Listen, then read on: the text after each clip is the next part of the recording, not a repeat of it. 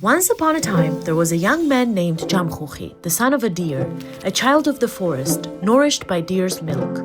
A nobleman who had no children found him and raised him as his own flesh and blood. Time passed, and the nobleman grew old.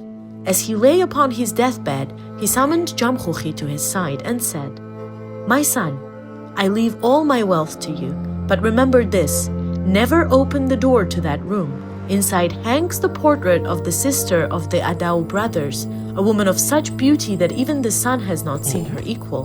Whoever lays eyes upon that beauty will lose peace forever." But Jamkhuki's curiosity overcame him. He opened the door, and from the portrait burst such a radiant light that it seemed as though the morning star had appeared.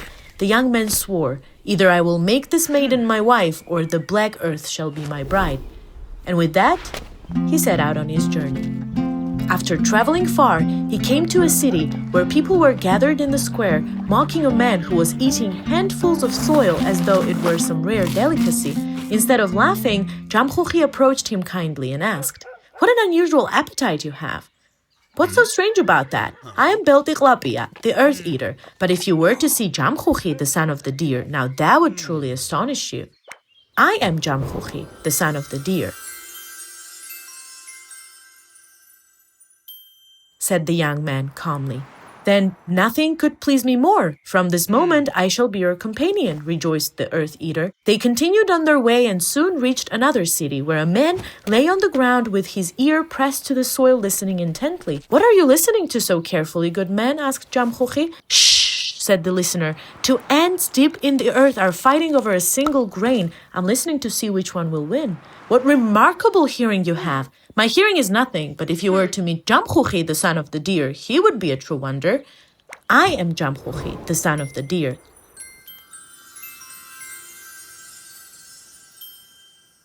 "Then I too shall join your company."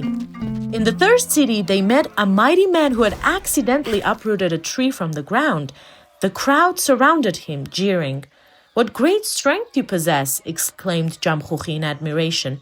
"This is nothing," said the man. "I'm merely the strong man, but if you saw Jamkhuki, the son of the deer, he would truly amaze you."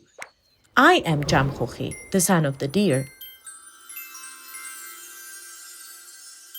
"Then I see my place is by your side." Thus the fellowship of four journeyed together until they reached the palace of the Adau brothers.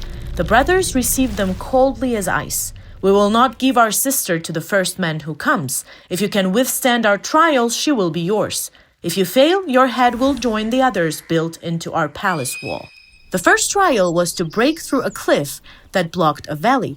The strong man stepped forward, cracked his knuckles, and struck the rock with such force that it didn't split. It turned to sand, which the wind carried away. Frustrated, the brothers laid a feast, fit for 100 men, and ordered the guests to consume it all.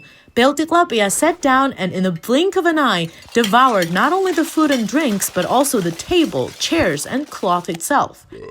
The brothers realized they could not win by open force, so they turned to deceit. "We surrender," they said with feigned respect. "Let us share a feast of peace." But secretly, they brought out cups filled with poisoned wine. The listener, whose ear could catch the faintest whisper, overheard their plotting from the pantry and discreetly warned Jamkhuki.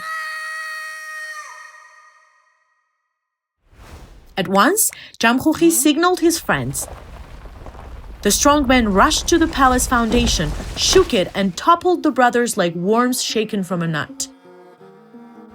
Then he lifted the entire palace onto his shoulders, and together with Jamkhuki, the freed maiden, and their companions, carried it home.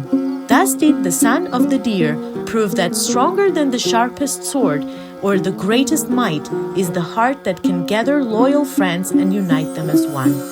And from that day forth, all learned that true peace is born where one heart recognizes another, where people honor rather than mock each other's gifts.